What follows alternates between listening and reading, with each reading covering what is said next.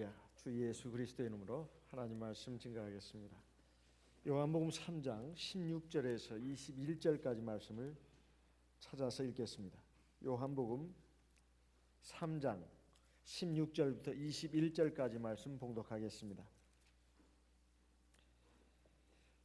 하나님이 세상을 이처럼 사랑하사 독생자를 주셨으니 이는 저를 믿는 자마다 멸망치 않고 영생을 얻게 하려 하심이니라. 하나님이 그 아들을 세상에 보내신 것은 세상을 심판하려 하심이 아니요 저로 말미암아 세상이 구원을 얻게 하려 하심이라. 18절 저를 믿는 자는 심판을 받지 아니하는 것이요 믿지 아니하는 자는 하나님의 독생자의 이름을 믿지 아니하므로 벌써 심판을 받은 것이니라. 19절 그 정죄는 이것이니 곧 빛이 세상에 왔으되 사람들이 자기 행위가 악함으로 빛보다 어두움을 더 사랑한 것이니라. 악을 행하는 자마다 빛을 미워하여 빛으로 오지 아니하나니 이는 그 행위가 드러날까 함이요. 21절은 같이 읽겠습니다. 진리를 좇는 자는 빛으로 오나니 이는 그 행위가 하나님 안에서 행한 것임을 나타내려 함이라 하시니라. 우리의 구원의 표준은 바로 성경입니다. 이 성경은 하나님을 믿고 순종함으로써 영원한 하나님 나라를 들어가겠다고 하는 사람들의 준거입니다. 준거. 근데 세상에 이 성경이 가장 귀한 책으로 좋은 책으로 많이 퍼져 있는데 어찌 세상에는 이렇게 교회도 많고 교파도 많은지 모르겠습니다. 그리고 설령 어떤 한 교단이라 할지라도 믿음의 색깔, 믿음의 방향, 믿음의 내용이 천차만별입니다. 우리 물과 성령으로 거듭난 하나님의 백성들, 우리 참교회, 진리가 있고 성령이 있다는 참교회 성도들은 어떨까요? 성경을 똑같이 보는데도 왜 이렇게 종종 보면은 하나님의 말씀에 대해서 오해를 하고 있고 또 잘못 파악을 하는 경우가 적지 않아 눈이 띄입니다. 이것은 우리가 예수 믿고 물세례 받고 성령 받았다 해가지고 진리를 온전히 깨닫는다는 것이 이게 어느 정도 시간이 필요하고 과정이 필요하다는 것을 알 수가 있습니다. 그리고 본인이 순수한 믿음과 겸손한 마음으로 그리고 뜨거운 믿음으로 하나님의 성령의 인도하심을 구하고 그 인도를 받아서 진리의 말씀에 창념해야 합니다. 그래야 그 말씀을 제대로 깨달을 수가 있어요. 여기에 말씀을 가만히 보면 이건 세상의 많은 교회들도 잘 인용하는 말씀이 요한복음 3장 16절입니다. 하나님이 세상을 이처럼 사랑하사 독생자를 주셨으니 이는 저를 믿는 자마다 멸망치 않고 영생을 얻게 하려 하심이라. 그래서 많은 기독교인들이 이 말씀을 가지고 예수 믿음 천당, 예수 불신 지옥 아주 그냥 단순하게 도식화해가지고 이렇게 말하고 있습니다. 그 말씀이 틀린 말씀일까요? 맞는 말씀입니다. 맞는 말씀이에요. 그렇지만은 그 맞는 말씀이라 해가지고 거기에 생략된 그 말씀들을 갖다가 전혀 무시해서는 안 된다는 것입니다. 여기에 말씀을 그 뒤에까지 읽어봐야 되고 그 앞에도 읽어봐야 된다 이 말이에요. 우리는 그러지 않습니까? 요한복음 3장 3절 5절에 사람이 진실로 물과 성령으로 거듭나지 아니하면 진실로 내게 이르노니 사람이 물과 성령으로 거듭나지 아니하면 하나님 나라를 볼 수도 없고 하나님 나라에 들어갈 수도 없다고 분명히 말씀하고 있는데 이 말씀을 갖다가 그냥 무시한다 이 말이죠. 그리고 여기 요한복음 3장 16절의 말씀을 가지고 그 앞에 요한복음 3장 5절 3장 3절 말씀을 갖다가 왜곡을 한단 말입니다. 그건 다 믿음에 관한 말씀이지 이게 물도 하나님 말씀이고 이런 식으로 말한다 이 말이에요. 그래서 우리가 이런 부분이 자칫 잘못하면 장님 코끼리 만지는 식입니다.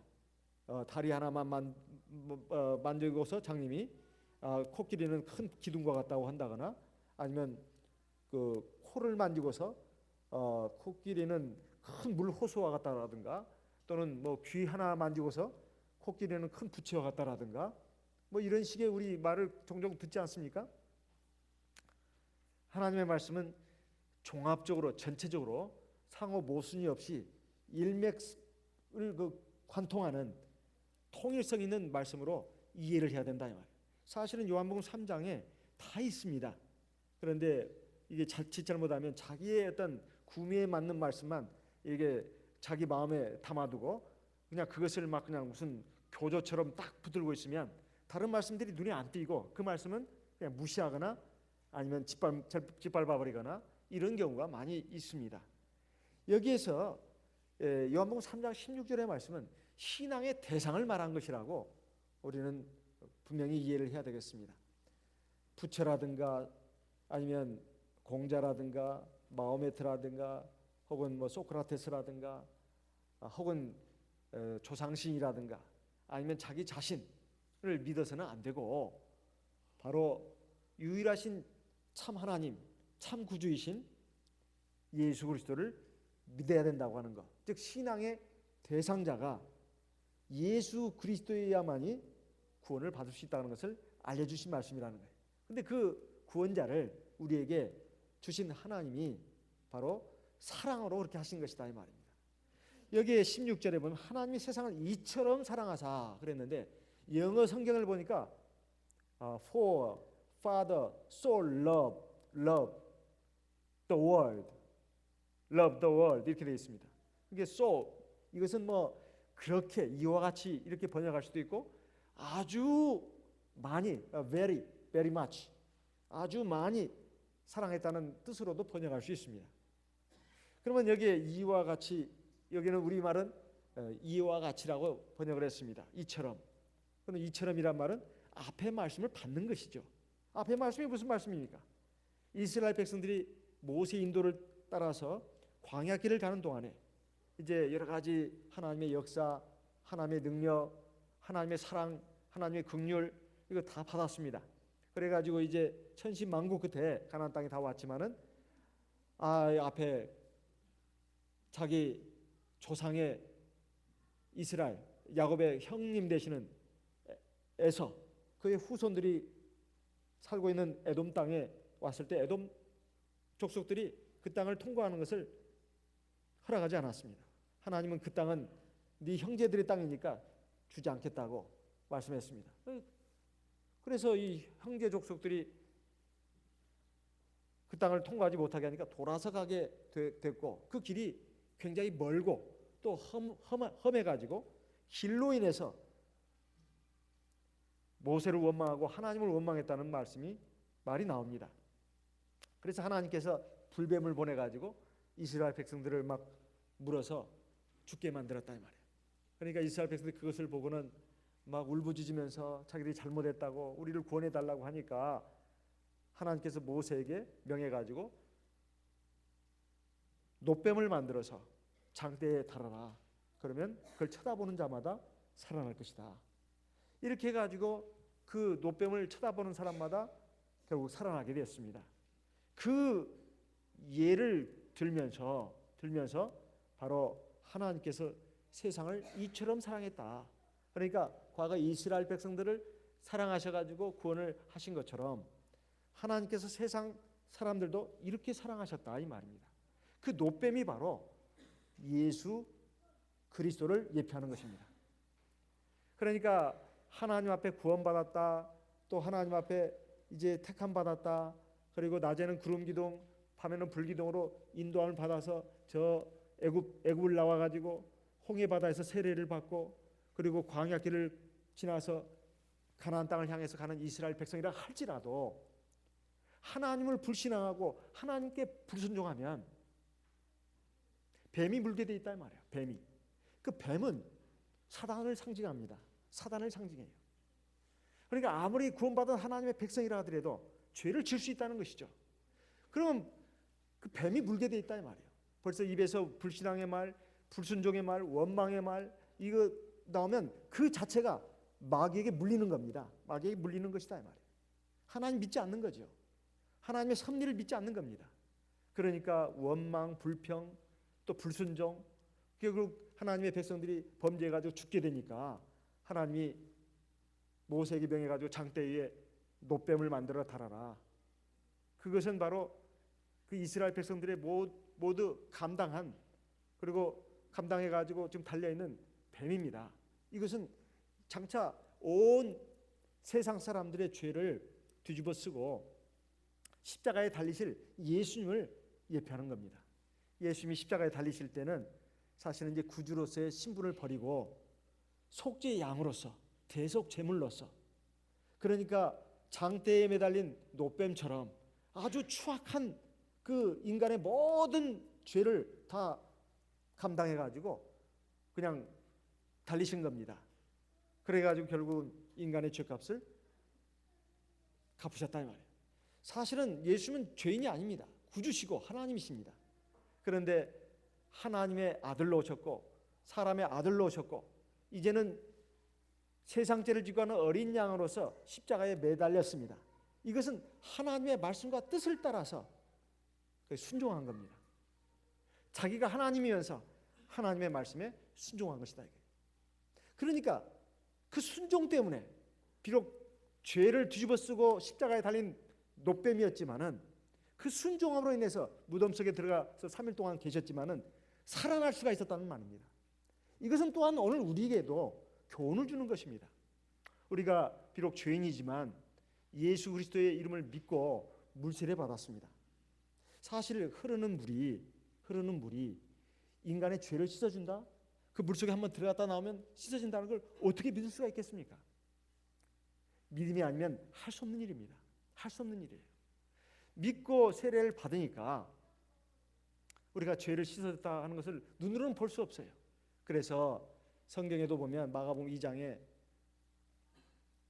중풍병자를 4명의 친구가 들것에 달아가지고 예수님이 모인 그 어떤 집에 계신 그 어떤 집에 지붕을 천정을 뜯어가지고 위에서 내리니까 예수님께서 저희의 믿음을 보시고 소자야 네 구원을 네가 죄사함 받았느니라 이렇게 말씀하지 않았습니까?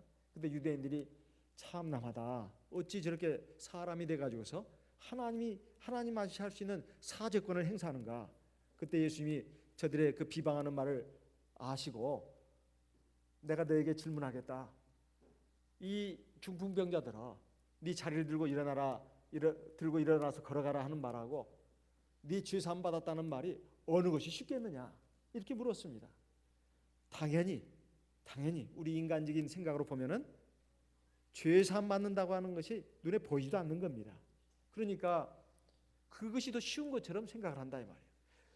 중풍병자에게 일어나서 자리를 들고 걸어가라고 하는 것은 이것은 기적적인 현상이 나타나야 되는 겁니다. 이건 어려운 일입니다. 우리 인간에게는 불가능한 일이다 이 말이에요. 그런데 예수님은 인자가 세상에서 죄 사는 권세가 있는 것을 너에게 알게 해주겠다. 그러면서 소자야 네 자리를 들고 일어나서 걸어가라 하니까 자리를 불떡 일어나서 그 자리를 들고 걸어가는 모습을 보고 많은 사람들이 놀랬다고 하지 않습니까? 이것은 바로 우리가 하는 모든 일이 믿음을 가지고 해야 된다는 것을 말합니다. 믿음을 가지고 해야 된다는 것. 사실 이번 여근에 이제 성찬에 다 이제 절차가 마치고 우리 이제 안수기도 할 때 나와서 이렇게 기도하시는 분들 보게 되면 사실 다 믿음으로 한다고 생각이 됩니다.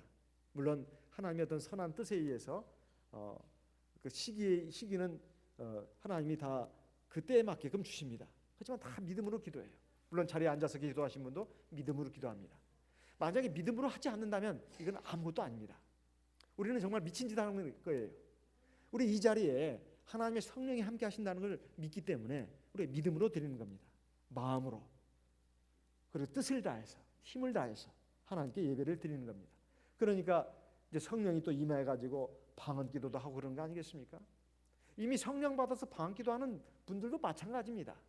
다 성령이 지금 함께 하시는데도 불구하고 우리는 종종 그 사실에 대해서 의심을 한단 말이죠.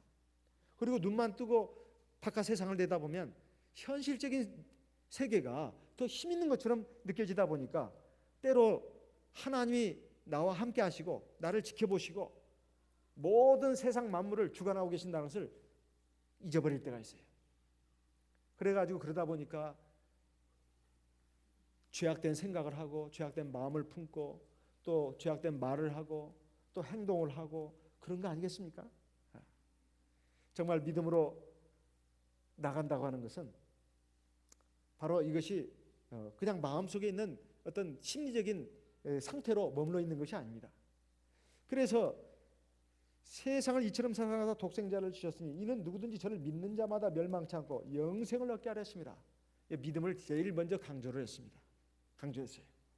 그러면서 17절에는 하나님이 그 아들을 세상 보내신 것은 세상을 심판하러 보낸 것이 아니라 구원하기 위해서 보낸 것이다. 물론 예수님은 구원자이자 심판자입니다. 처음에 오실 때는 구원자로 오셨어요. 근데 두 번째 오실 때는 심판주로서 오십니다. 시편 2편에 보게 되면 바로 예수님에 대해서 예언하고 있는 내용이 나옵니다. 시편 2편을 한번 보겠습니다. 시편 2편.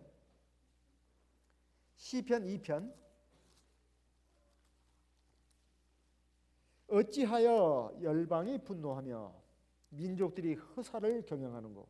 시편 2편 2절. 세상의 군왕들이 나서며 관원들이 서로 꾀하여 여호와와 그 기름 받은 자를 대적하며 우리가 그 맨 것을 끊고 그 결박을 벗어버리자 하도다. 하늘에 계신 자가 비웃으시며 주께서 저희를 비웃으시리로다. 그다음 10절에 가서 그런즉 군왕들아 너희는 지혜를 얻으며 세상의 관원들아 교훈을 받을지어다. 여호와를 경외함으로 섬기고 떨며 즐거워할지어다. 12절 같이 읽어보겠습니다. 12절 그 아들에게 입 맞추라. 그렇지 아니하면 진노하심으로 너희가 길에서 망하리니 그 진노가 급하심이라. 여호와를 의지하는 자는 다 복이 있도다. 예수 그리스도를 예언하고 있는 내용이 이 시편 2편에 지금 나오고 있습니다. 예수는 구원자이지만 또한 심판주이기도 하다 이 말이에요. 그래서 예수님이 처음에 오실 때는 구원자로 오셨지만 그렇다고 해서 구원자로만 계속 계시는 것이 아니라는 겁니다. 18절의 말씀을 보겠습니다. 요한복음 3장 18절. 저를 믿는 자는 심판을 받지 아니하는 것이요 믿지 아니하는 자는 하나님의 독생자 이름을 믿지 아니하므로 벌써 심판을 받은 것이니라. 여기에 말씀을 보게 되면 저를 믿는 자는 심판을 받지 않는다. 이 심판이라고 하는 것이 옳고 그른 것을 말하는 그런 의미의 판단을 말하는 게 아닙니다. 재판. 그렇게 하시면 안 된다 이 말. 여기서 말하는 심판이라고 하는 것은 영어로는 condemn 이렇게 되어 있습니다. condemned. 그러니까 이것은 무슨 확정 판결을 받아가지고 이제 감옥에 집어넣고 형벌을 받아야 될 그런 것을 갖다가 뜻하는 말이 바로 condemn입니다. condemn. 그러니까 지옥의 영원한 형벌에 들어갈 죄인으로서 판단을 받는 것을 심판이라고 하는 겁니다.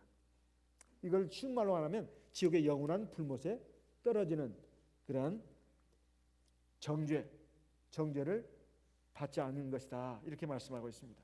그러나 믿지 아니하는 자는 하나님의 독생자 이름을 믿지 아니함으로 벌써 심판을 받은 것이다. 벌써 심판을 받았다고 하는 것은 예수 그리스도를 구주로 믿지 않고 그 말씀을 따르지 않으면 벌써 이미 already 영어 already라고 나와 있지만요. 이미 심판을 받았다는 거예요.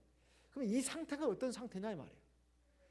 제가 사순도 목자님이 우리 교회 진리에 대해서 좀 체계적으로 잘 가르치시는 분으로 유명합니다. 이분이 이런 말씀을 하시더라고요. 예정론에 대해서 말씀하시면서 보통 하나님의 예정에 대해서 선택에 대해서 많이 불평들을 한다 이 말입니다.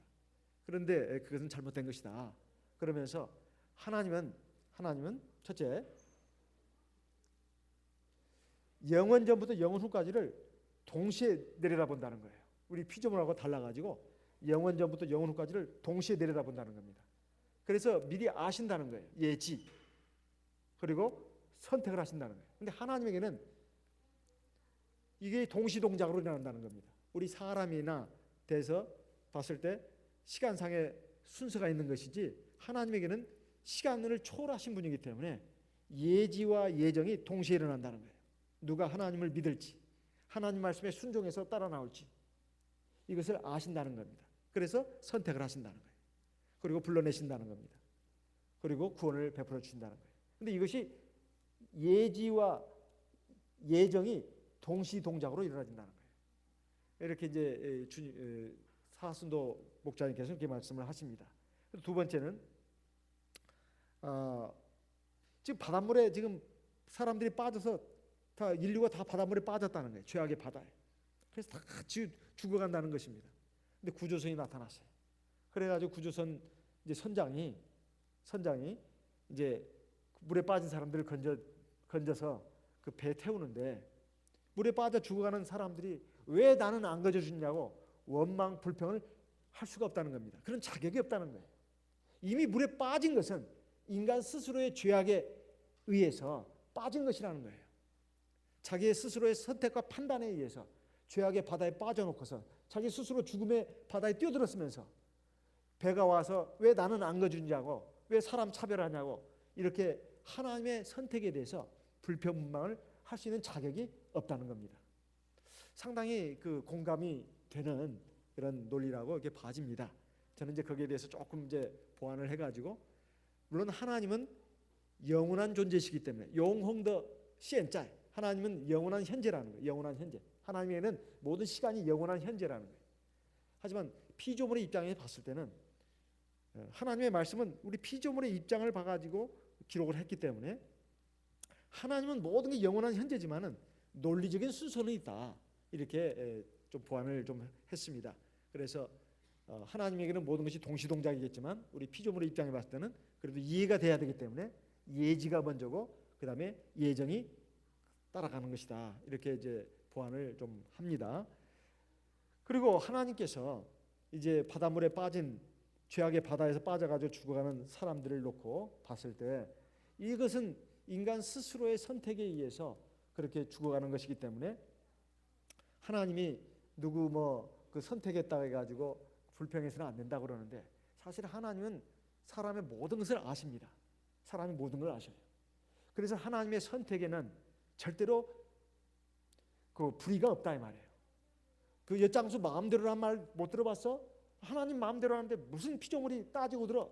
그렇게 말하는 것이 아니라 성경에는 분명히 하나님이 사랑할 만한 자를 사랑하시고 미워할 자를 미워하신다고 분명히 되어 있습니다. 로마서 9장에 보면 에서와 야곱을 들고 있어요. 그 두 아기가 어머니 리브가의 뱃속에 있을 때 두 아기가 무슨 잘못한 것도 없는데 그 막 서로 싸우는 그런 모습을 보고 걱정한 부모 된 이삭과 리브가가 하나님께 기도를 했더니만 하나님의 말씀이 큰 자가 작은 자를 섬길 것이다. 내가 큰 자를 버리고 작은 자를 택했다. 그러면서 바울 사도는 그 말씀을 인용해 가지고 그 아이들이 뱃속에서 무슨 잘못을 했냐 이 말이에요. 또 무슨 착한 일을 했냐 말입니다. 전혀 그런 게 없었다는 거죠. 근데 어떻게 하나님이 큰 자를 버리고 작은 자를 택했다고 말하냐 이 말이에요. 그건 이해가 안 되는 일이었습니다. 그런데 나중에 보니까 하나님의 선택이 절대로 틀리지 않았다 하는 것을 알게 됐다 이 말이에요. 보니까 에서는 하나님을 믿고 경외하고 섬기는 이것을 귀찮아합니다. 그래서 장막 생활을 아주 답답해해요. 들에 나가서 사냥질하고 노는 걸 좋아한단 말이에요. 그렇지만 야곱은 달랐습니다. 차분한 사람이라 그런지 어쩐가 몰라도 어쨌든 하나님의 장막을 사랑하고 그 다음에 하나님의 중요한 거 약속을 귀하게 생각했어요. 그래가지고 결국 장자의 명분을 결국 야곱이 에서에게 빼앗았는데 속임수를 쓴 거 이건 잘못된 것이지만은 문제는 하나님의 약속을 누가 믿고 받아들이느냐 이것을 놓고 봤을 때 에서는 하나님 나라에 부적합한 사람이었다. 부적합한 사람이었다. 그리고 야곱이 하나님의 백성으로서 적합한 사람이었다는 겁니다.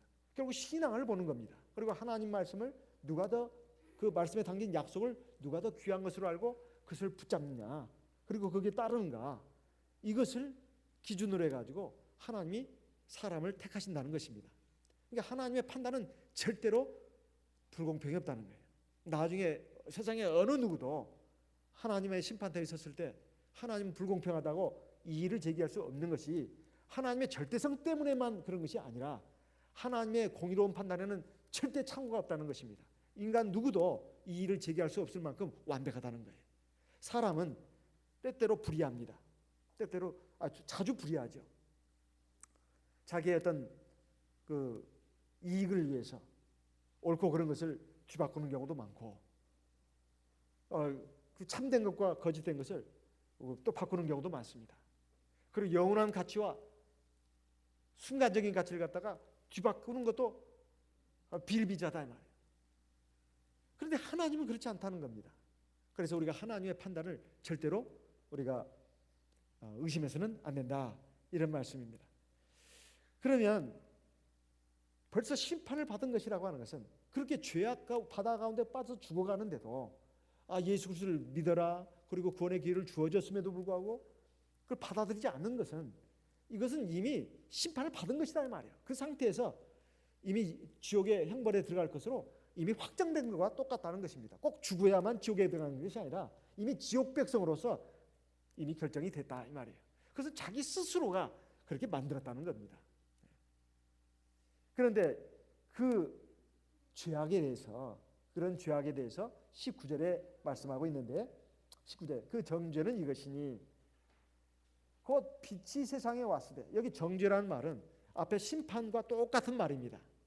그러니까 이것은 그 심판은 이것이니 이렇게 바꿔도 괜찮습니다. 곧 빛이 세상에 왔을 때 사람들이 자기 행위가 악함으로 빛보다 어둠을 더 사랑하는 것이라. 악을 행하는 자마다 빛을 미워하여 빛으로 오지 아니하나니 저는 그 행위가 드러날까, 이는 그 행위가 드러날까 하며, 이렇게 되어 있습니다. 그러니까 왜 예수를 믿지 않는가, 그리고 하나님 말씀을 따라서 신앙의 세계로 들어가는 이 구원의 은혜에 들어가려고 하지 않는가, 그것은 바로 어둠을 사랑한다는 거예요. 어둠. 이 어둠은 죄악을 말하는 겁니다. 악한 삶, 죄악된 삶, 허망한 삶, 쾌락의 삶, 눈에만 번쩍번쩍 화려한 이런 그 허황된 삶, 쾌락의 삶, 이런 것을 막 욕심의 눈으로 바라보고 욕심의 마음에 끌려가지고 그것을 더 좋아하지, 막 그냥 뭐 아주 거룩하고 그냥 경건하고, 이것은 굉장히 따분한 거예요. 따분하고 지루하고 뭔가 사람을 막 자유를 옥죄고 막 억압하는 것 같이 느껴진다 이 말이에요. 그래가지고 그런 이 신앙 세계를 싫어합니다. 그래서 안 온다는 것입니다. 교회 가면 술도 마시지 말라면서요, 담배도 피지 말라면서요, 나쁜 짓을 해서는 안 된다면서요. 벌써 그 말부터 꺼내는 분들이 많습니다. 교회 가면은 제가 행동에 제약을 많이 받으니까 못 가겠습니다. 제가 늙음하게 해서 죽을 때쯤이나 그때 가서 한번 생각해 보죠. 이런 식의 말을 하는 분도 있고 안 하는 분도 있는데, 안 하는 분들도 사실은 그것이 깔려 있습니다. 그런데 21절 말씀을 보면 진리를 좇는 자는 빛으로 오나니 저는 그 행위가 하나님 안에서 행한 것임을 나타내려 함이라 하시니라. 여기에 보면 아주 중요한 말씀이 나오네요. 진리를 좇는 자는 빛으로 나온다. 진리가 뭘까요? 진리를 좇는 사람은 빛으로 나온다고 되어 있어요. 이 빛이 뭡니까? 예수님을 말하는 겁니다. 주 예수님, 빛으로 나온다 이 말이에요. 이 진리는 뭘까요? 요한복음 17장 17절 말씀을 보겠습니다. 요한복음 17장 17절. 요한복음 17장 17절 말씀, 예수님의 말씀입니다. 진리가 뭔지 한번 보겠습니다. 요한복음 17장 17절 우리 같이 읽겠습니다. 저희를 진리로 거룩하게 하옵소서. 아버지의 말씀은 진리니이다. 사실 이 말씀을 안 찾아도 진리는 하나님의 말씀을 말하는 겁니다. 진리가 뭐나? 참된 이치입니다. 말 그대로 풀어보면 참된 이치예요. 영어로는 the truth 이렇게 나와 있습니다. 참, 진리, 참된 이치를 말하는 거죠. 뭐가 참된 이치냐 이 말이에요.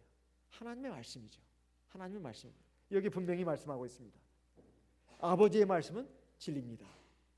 그러니까 하나님의 말씀이 진리라는 뜻입니다. 그러니까 하나님의 말씀을 좇는 사람은 빛으로 온다는 거예요. 당연한 말씀 아니겠어요? 당연한 말을 지금 거듭 반복하고 있는 것에 불과하다고 생각할 수 있습니다. 그러니까 이 말씀을 좀 쉽게 풀어본다면 하나님의 말씀을 좇고자 하는 자는 이렇게 해석을 해도 괜찮다고 봐집니다. 왜냐하면 성경 전체적인 것을 관통해 가지고 이 말씀을 볼 때 하나님의 말씀을 좇고자 하는 사람은, 그렇잖아요? 하나님의 말씀을 따르고자 하는 사람은 빛 가운데로 올 것이요, 하나님의 말씀을 좇는 자는 빛으로 올 것이요. 그럼 하나님 말씀을 이미 따르고 있는 것이 사실 빛으로 온 건데, 이건 같은 말을 반복한 것에 불과하다는 느낌도 든다는 겁니다. 그래서 이 말씀을 성경 전체를 가지고 좀 한번 조명해 보면 하나님의 말씀을 따르고자 하는 자는 빛으로 나온다 이 말이죠. 그러니까 사실 세상에는 많은 철학이 있고 사상이 있습니다. 인생관이 있습니다. 어떻게 살아야 할 것인가, 어떤 길로 가야 할 것인가, 여기에 대해서 우왕좌왕 아니면 그냥 사람들이 많이 가는 대로 따라서 가는 그냥 그 사람들이 많고, 그냥 어차피 뭐 내 멋대로 사는 건데 뭐 하면서 그냥 자기식대로 사는 사람들도 있을 것이고, 진짜 다양한 길이 있겠습니다만 아니야. 그래도 인생에는 참된 길이 있을 거야. 그 길을 따라서 내가 살아야 되겠어. 이렇게 생각하는 사람은 당연히 하나님의 말씀을 읽을 때, 들을 때 기쁨이 옵니다. 이것이 바로 진리의 말씀이구나. 이것이 정말 참된 길이구나. 이게 바로 우리 인생이 걸어가야 할 길이구나. 너무 기쁜 겁니다. 너무 기뻐요. 그래가지고 정말 이 말씀 자체만 보더라도 하나님이 계신 것이 틀림없네. 예수 그리스도가 바로 참 하나님인 것이 틀림없어. 그러니까 따라야 되지.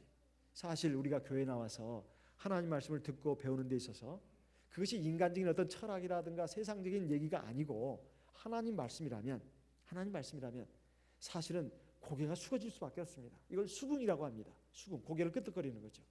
그리고 마음이 동감이 된다 이 말이에요. 그리고 감동이 옵니다. 그리고 마음속에 어떤 변화가 일어납니다. 내가 그렇게 살아야 되지. 그래서 예수님께서도 말씀하셨습니다. 요한복음 14장 6절 7절 말씀을 보겠습니다. 요한복음 14장 6절 7절. 요한복음 14장 6절 7절 말씀. 예수께서 가라사대 내가 곧 길이요 진리요 생명이니 나로 말미암지 않고는 아버지께로 올 자가 없느니라. 너희가 나를 알았다면 내 아버지도 알았으리로다. 이제부터는 너희가 그를 알았고 또 보았느니라. 여기 예수님께서 하신 유명한 말씀이 있습니다. 이걸 우리가 하나하나 좀 세밀하게 따져서 생각해 본 적이 별로 없습니다. 그런 제가 언젠가 대만에서 온 그 간증집을 한번 봤습니다. 이제 중국어로 이제 그 말을 하더라고요. 그리고 밑에 자막이 나오니까 이해할 수가 있었어요. 예수가 곧 길이요 진리요 생명이다. 아마 예배 시간에 어떤 목자님의 말씀을 통해서 굉장히 그 깊이 있게 들은 것 같습니다. 여기 보면 예수님이 곧 길이라고 말하고 있습니다. 길이 뭡니까? 어떤 목적지를 향해서 가려면 반드시 길을 지나가야 되잖아요. 과정이 필요하지 않습니까? 길은 많이 있는데 엉뚱한 길로 가면 안 되지 않습니까? 그런데 길이라고 해서 그 길이 진짜 길인지 어떤 길이 맞는 길인지를 어떻게 아냐 이 말이에요. 그게 바로 진리다 이 말이에요. 진리는 바로 신호등과 같은 것입니다. 어떤 안내 표지판과 같은 거예요. 이쪽으로 가야 된다, 저쪽으로 가야 된다. 이쪽으로 가면 위험, 저쪽으로 가면 안전. 이건 길 안내 표지판과도 같은 것이죠. 그러니까 진리인데 그 길도 있고 진리도 있는데 과연 이것이 뭐냐 이 말이에요. 생명이라는 겁니다. 이것은 영원한 우리에게 생명을 주는 것이다. 이것은 이제 결국 궁극적으로 그 진리를 따라서 쭉 가게 되면 영원한 생명의 나라, 영원한 행복의 나라, 천국에 이르게 된다는 것인데 그 핵심이 누군가? 예수 그리스도다 이 말이에요. 예수 그리스도다 이 말이에요. 여기 보면 예수님이 바로 진리라고 또 말씀하고 있습니다. 진리라고 말씀하고 있어요. 또 진리는 바로 하나님의 말씀이라고도 말하고 있다. 그래서 요한복음 13장에 보면 믿음, 또 물세례, 성령 세례가 나옵니다. 그래서 또 하나 나오는 게 뭐냐? 또 하나 나온 게 뭐냐? 진리가 나온다. 진리를 좇는 자는 빛 가운데로 나올 것이다. 진리를 좇고자 하는 자, 이것이 바로 하나님 말씀에 순종하는 것을 말하는 겁니다. 여러분 한번 생각해 봅시다. 여기 보면 구원이란 말도 나오고 심판이란 말도 나옵니다. 왜 심판하죠? 왜 하나님이 심판을 합니까? 이미 심판을 받았다. 예수를 믿지 않는 사람은 심판을 받았다. 왜? 뭐 때문에? 이미 죄인이기 때문에. 죄인이기 때문에 심판은 확정적이다 이 말이에요. 그럼 이 죄란 게 도대체 어디서 온 겁니까? 에덴 동산에서부터 왔습니다. 에덴 동산에서. 그럼 어떻게 해서 죄가 됐죠? 우리 잘 알다시피 우리 인류 시대 아담과 하와가 하나님을 첫째 믿지 않았습니다. 그리고 하나님 말씀에 순종하지 않았습니다. 그게 죄가 됐잖아요. 그러니까 하나님을 불신앙함으로 인해서 결국 하나님 말씀에 지키지 않았습니다. 순종하지 않았습니다. 이게 죄가 됐다. 그러면 오늘 우리는 어떻게 해야 또 구원을 받겠습니까? 그 반대가 되어야 합니다. 하나님에 대한 신앙을 가지고 하나님 말씀을 순종해야 합니다. 그러니까 죄와 의라고 하는 것은 그 반대 개념이에요. 죄는 하나님을 믿지 않고 하나님 말씀에 따르지 않는 겁니다. 그게 죄입니다. 그러면 그 반대 의는 하나님을 믿고 하나님 말씀을 따르는 겁니다. 이게 의다 이 말이에요. 그것이 구원받는 길이다 이 말이에요. 로마서 5장에 보면 인류의 상태에 대해서 아주 잘 말하고 있습니다. 로마서 5장 말씀을 좀 보겠습니다. 로마서 5장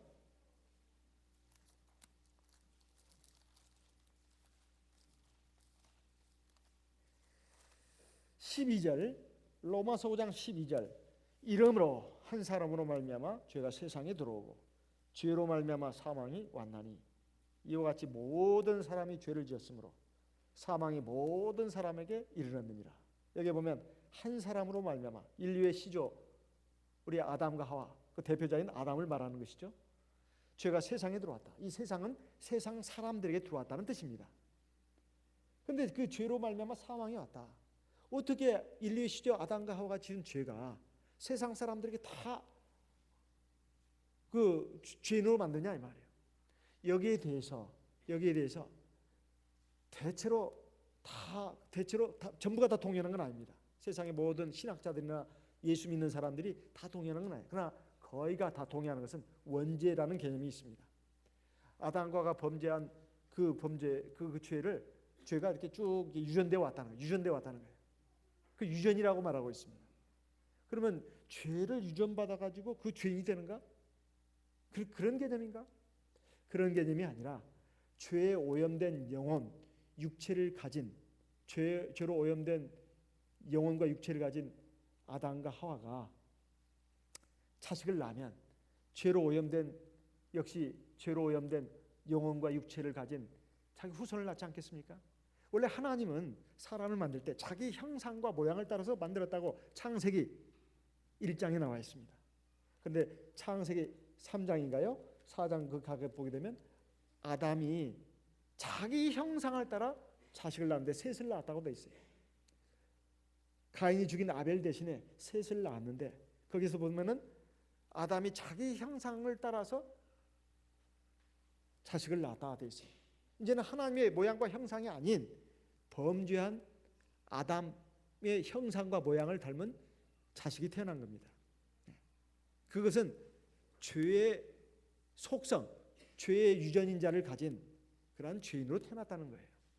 흑인은 흑인을 낳습니다. 백인은 백인을 낳고. 왜 흑인이 흑인을 낳습니까? 그 유전인자가 그렇다 이 말이에요. 그러면 이미 죄의 기질과 속성을 갖고 있다 이 말이에요. 어린 아이들이 왜 세례를 받아야 되는가? 죄인으로 태어났기 때문에. 죄인으로 태어났기 때문에. 그렇기 때문에 어린 아이가 뭔 죄가 있냐 하지만은 조금 커 보면은 애들이 벌써 나쁜 말도 하고 나쁜 행동도 하기 시작합니다. 아직 어리니까 어른처럼 크게 나쁜 짓은 하지 않지만 그래도 그 싹수가 보인다 이 말이에요. 싹수가 보입니다. 그것은 바로 죄로 오염된 유전 인자를 가진 영혼과 육체를 가지고 나왔기 때문에 그렇습니다. 그러니까 어린아이들도 세례를 받아야 되는 이유가 거기 있다. 어린아이도 죽지 않습니까? 왜? 죄의 값은 사망이니까. 그것을 이제 원죄라고 하는데 죄로 오염된 영혼과 육체를 가진 그 자체를 원죄라고 하는 것입니다. 그런데 그런 죄로 오염된 영혼과 육체를 갖다 보니까 자기 스스로 또 죄를 진다 이 말이에요. 그걸 본죄라고 합니다. 본죄, 자범죄라고도 하고. 그러니까 한 사람을 통해 죄가 세상에 들어왔다는 것은 이 원죄 개념을 말하는 것이고, 그리고 이와 같이 모든 사람이 죄를 지었다고 하는 것은 이제 자범죄, 본죄를 말하는 것입니다. 죄로 오염된 영혼과 육체를 가진 사람이 죄를 안 질 수가 있겠습니까? 누가 안 가르쳐줘도 죄를 지게 되어 있습니다. 이건 자범죄, 본죄라고 합니다. 그러니까 사망이 왔다 이 말이에요. 이 사망이 왕노릇하게 됐습니다. 이 죽음의 바다에 빠져 있다는 것이죠. 이런 사람들이 구원받기 위해서는 어떻게 할 것인가?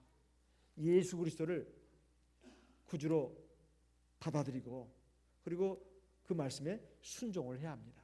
이것이 구원받는 길이다 이런 말씀이에요. 오늘 우리 하나님의 백성도 마찬가지입니다. 예수 믿고 물과 성령을 거듭났다 할지라도 우리가 역시 믿음과 순종으로 나가야 되는 것은 이것은 변화가 없습니다. 오로지 믿음으로만, 순종은 필요 없고 믿음으로만 아닙니다. 우리가 하나님 말씀을 따르고 지켜야 합니다. 어젠가는 어떤 교회에서 어떤 집사님이 질문을 해왔습니다. 아이고 지금 일반 교회 어떤 분하고 토론을 하고 있는데 율법은 폐했다면서요. 목사님 한번 말씀해 보세요. 십계명은 율법입니까? 아닙니까? 제가 그랬습니다. 십계명도 율법입니다. 그러면 모세율법하고는 뭐 같은 거예요?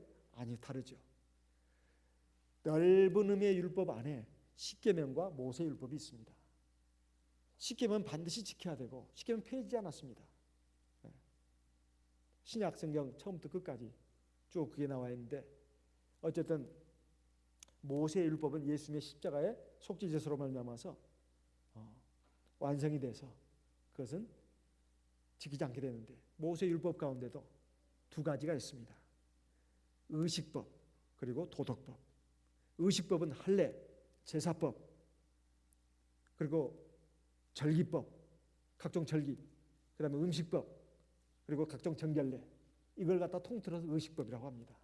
이것은 예수님의 십자가의 제사로서 완성됐기 때문에 이건 지킬 필요가 없습니다. 하지만 거기 도덕법은 지켜야 됩니다. 예를 들면 간음의 종류, 살인의 종류, 도적질의 종류, 이것은 도덕법인데 사실은 십계명의 시행법률입니다. 이것은 지켜야 됩니다. 근데 성경에서 보통 막 논쟁이 벌어지는 것은 모세 율법 가운데서 도덕법이 아니라 의식법 가지고 그렇게 지금 치열한 논쟁이 벌어지는 것인데 일반 교회에서는 모세 율법에다가 그냥 십계명까지 집어넣어 가지고 그냥 다 폐해진 것이냐 이렇게 말한다고, 오로지 은혜로 믿음으로 구원하는 것이라고 자꾸 이렇게 가르치고 있습니다. 그건 아닙니다.